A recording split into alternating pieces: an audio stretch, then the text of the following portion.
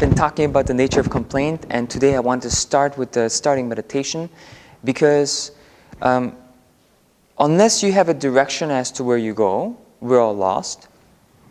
And I'd like to say that at least you need to know what your nature is so that you can find yourself in this great journey to the self. So, beginning meditation is a practice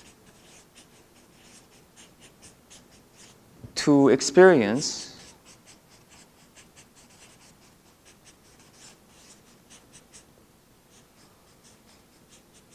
the nature of self.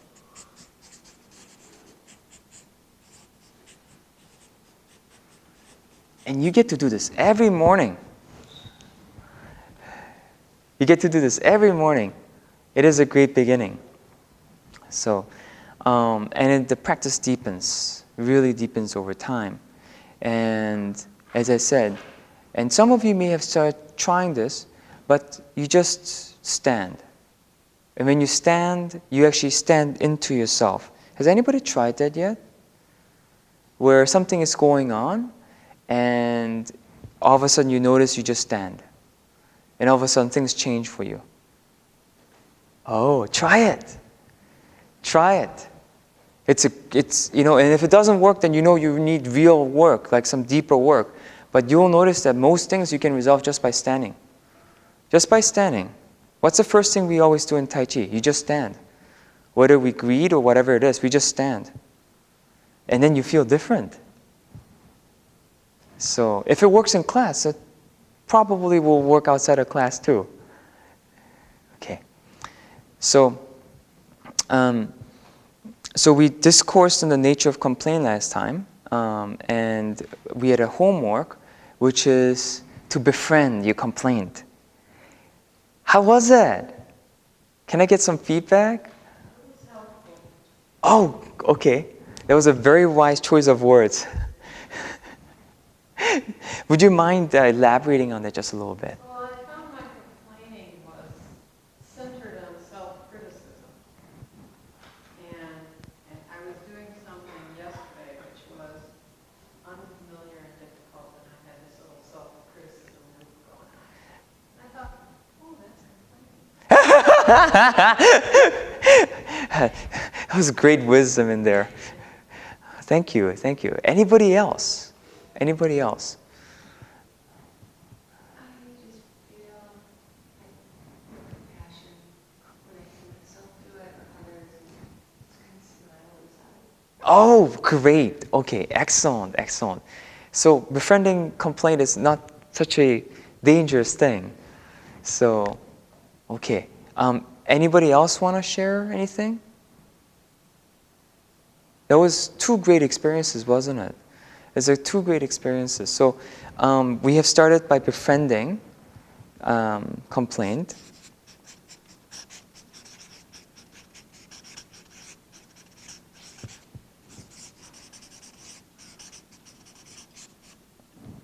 And the experiences happened, at least the two feedback I got was actually not so bad. It was a path towards realization. So this is the beginning foundation.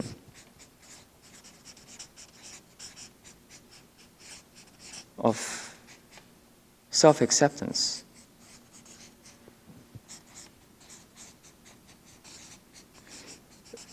What's really interesting to me is that we use this word a lot, self-acceptance. And oftentimes what makes it so difficult is we don't actually see what this looks like very often. And we have this vague idea that of course we should accept ourselves. And when I first started this journey, I had this very interesting experience where I found myself really criticizing myself. And then I realized, I gotta accept myself. And then I started criticizing myself as to how unaccepting I was of myself. So, it was, and this is actually, where the power, where I've been taught to journal. And what I would like to actually say is that now, we haven't started the 21 days yet. We're going to start on Monday. So starting next Monday. So I'm actually just laying out the groundwork. So you can just have all the foundation. So when we start, we can start strong with all the foundation. But when I first started this, so for the next couple days until Friday, I would like you to, if you have a journal, I would like you to basically just notice and just write down about complaint and what you do with it. Once you see it on paper as a third person, see what you do with it. And you may notice things that you haven't noticed about yourself before. What's really interesting about being a human being is that not only do we exist and are we aware of ourselves, but we are aware that we are aware of ourselves. This is very, very incredible, actually. If you really think about the implications of what this means, that you're aware of yourself, what that really means is that if you're an animal has self-awareness. It has the idea of self versus another. It has that awareness. But it doesn't have necessarily the awareness that it has this awareness. It's this little twist. And this little twist is very powerful because what this really means is, like if I give a computer analogy, it's a computer not only being able to calculate or navigate and learn the things of its, what you call, that's on the outside, or even on the inside, meaning, so let's say for instance we have a artificial intelligence, and this has come a long way, where it says, okay, I'm getting this input, I need to juggle the data on the inside like this so I can have this output. Now that's just awareness of self versus the other. But now, let's say for instance, it starts wondering, I wonder why I actually do that. I wonder what makes me take in this input, and I wonder why that moves the way that does. Oh, and I wonder why I wonder this. Now I would like to say that artificial intelligence can start making some great strides. It can actually grow beyond itself because it can contemplate its own nature. This is a very powerful thing. But a lot of us don't get the opportunity to train that aspect of ourselves. That we have awareness, And when you start journaling and writing things down with this in mind, all of a sudden you become aware of how you are aware and what your current habit of awareness is doing. See, it's not the thoughts that matter, it's how you think, the process of thinking that matters. And if we don't see how it is we're thinking in the moment, meaning not the thoughts, but thinking, the habit itself, unless our awareness is brought to the habit itself, how much power do you really have in being able to bring about change? I would like to suggest that it's actually quite limited. So, okay. So having said this, in my story, so I realized that I was trying to do self-acceptance by more self-criticism. That was a very eye-opening day for me. And so, and I'll be very honest, I became critical of that. It seems like criticism is a very deep thing that goes very, very far. It has its roots very, very deeply. And so, as I realized that I was being critical of being critical, I found that I was about to be critical of being critical of being critical and being critical, and I wondered, how can I stop this? This is madness. And after much contemplation, I reached the same conclusion that everybody else before me reached, which is, I gotta stop. Meaning by doing something that's not complaining or and not criticizing. And I gotta stop right now. I can't stop in the future. So there is no future.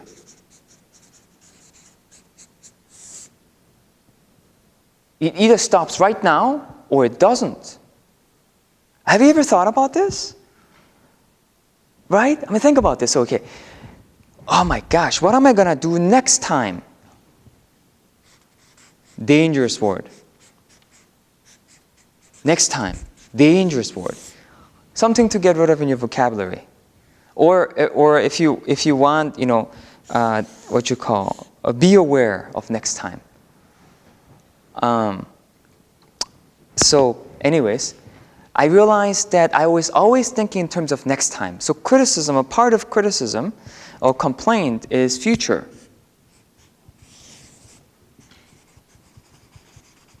Next time. What am I going to do next time? What am I going to do so that I will not do this next time? And then the basis of criticism goes there. You should have known to do this. Why didn't you know this? The signs were all there.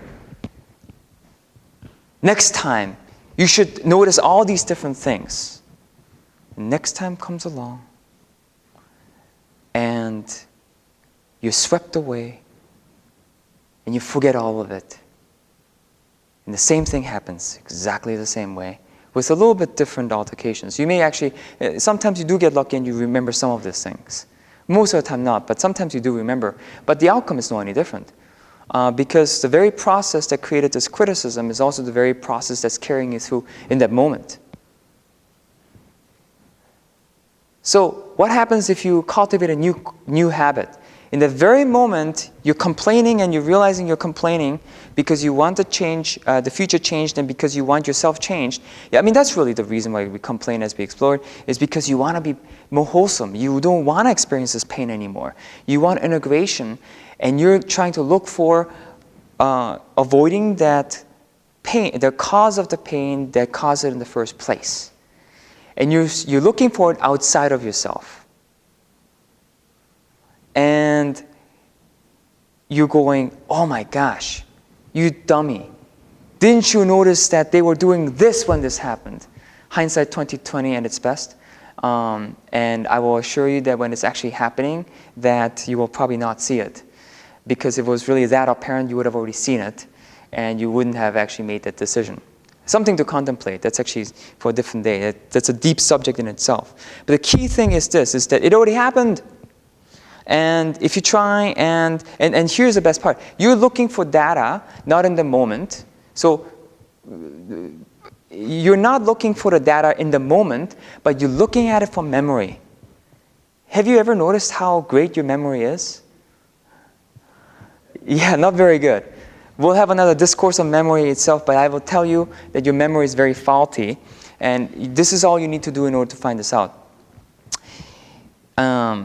You have an altercation with somebody, and you start saying, "Why'd you do this? We talked about this," and then you actually really listen. Instead of trying to beat the other person up, you really listen, and you realize that person had a complete different experience of the same experience, completely different. You're like, "Oh my gosh, I didn't even know that the person can have an experience like that." And you realize actually how limited your view was, right? And so you realize that memory is actually not, it's very limited. So you're only trying to find a solution with your own memory, which is very limited in itself. It's like trying to put a puzzle together of the elephant with just a few pieces that you have instead of with all the pieces that everybody has that you need to share together. So coming to this, you know that if you try and find a solution in your memory, it's not in reality. So the only place you can find a solution is where? In the now. Really. In the now. So when you are finding yourself, after being traumatized or complaining or finding yourself criticizing, complaining, when you notice yourself that you're complaining right at that moment, and then you notice that part of you that wants to criticize the part that was criticizing, what happens if you just sit with that nature of wanting to criticize? What happens if you just sit with that nature and actually, instead of criticizing that, you actually emotionally feel what it feels like? Do you see what is the stopping mechanism? See, you're in thought.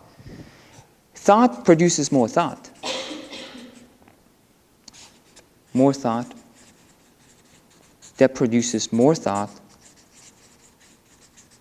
That produces more thought. So you're not going to find a solution there. You need to stop the cycle somehow. You need to go to a different part of your brain. And what you do is, instead of looping back and forth between all your thoughts, you actually all of a sudden stop yourself physically, physical intelligence. You sense your body, and then you sense your emotions through your body, and you'll realize that you have a lump in your heart, or you'll realize that you have a lump in your back, or that emotion resides somewhere in your body. And as you come to this awareness, you can sit with it, and you can sit. When you sit with it, you'll notice that the criticism has really this great desire to nothing more than for you to feel a positive emotion, something loving. And as you realize this, all of a sudden your realization changes. The way you go about approaching this changes from criticism to understanding. And it's a hair's width of difference.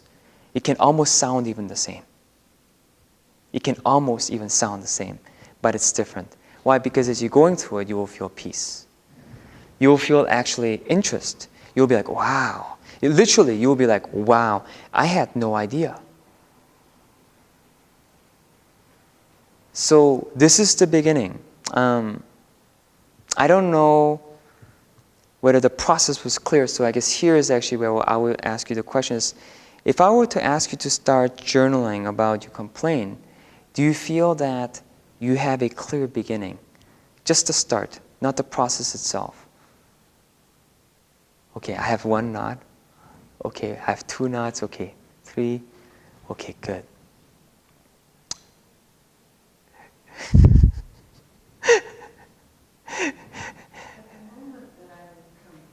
Uh-huh. It's usually not a time or place where I have a pen and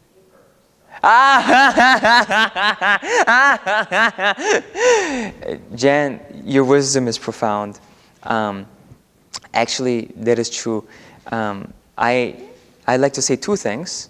Number 1, at the very moment, go through the process of noticing the different aspects of complaint, meaning that to begin with, actually becoming aware that you're criticizing the part that criticizes and so on and so forth. And just by noticing that, there's a letting go, actually, number 1. And then number 2, look for the nature of it by feeling what it feels like. Why does the heart want to complain? And when you recognize that, you'll notice a certain letting go in that self. Because you'll notice that the intent is love. But I will tell a great story, and with this I will close today. It's interesting, actually. I've had the opportunity to tell this story a lot this week. So Einstein used to do this. And actually, a lot of the people that we know to be enlightened actually have done this. Einstein apparently always used to carry a journal with him. Benjamin Franklin is actually known for carrying a journal with him, but Einstein apparently always used to carry this journal with him. He didn't like to keep anything in his head, in memory, because it was a waste of space. Because he needed to contemplate about the important things. So he wanted to empty it out as much as he could. So he would do this, and there's a log of his friends. He said, yeah, we'd be watching him, and he'd be sailing. And the seas would be turbulent, and he's like sailing, and he's struggling with the sail. And then all of a sudden, the next time we look, he would have disappeared. He'd be gone, and the whole thing would be turbulent and out of control. And they'd be like, "What's happening?" And then, if they'd watch closer, he'd be gone, ducked under, writing furiously into his journal. I'd say that's commitment. I'd say it's a great commitment. And what I would like to say is that see whether you can actually have something with you at all times during at least these 21 days. Actually, in my case, even to this day, I always keep my journal close for this very purpose. I haven't actually needed it, but it's a matter of commitment. It's a matter of practice. And so it doesn't need to take this form, but at the very least, in the very beginning, it is not a bad practice. And nowadays, we have these nifty devices. So if you look for a way, there's always a way. And what I'd like to recommend is that be like Einstein. Be a mad scientist that when you have an idea, you throw everything to the what you call off, and then you come down and you start writing furiously. And think about what kind of a impact that will have on your own life. I will close on that note. So, Okay, let's make a circle and let's close.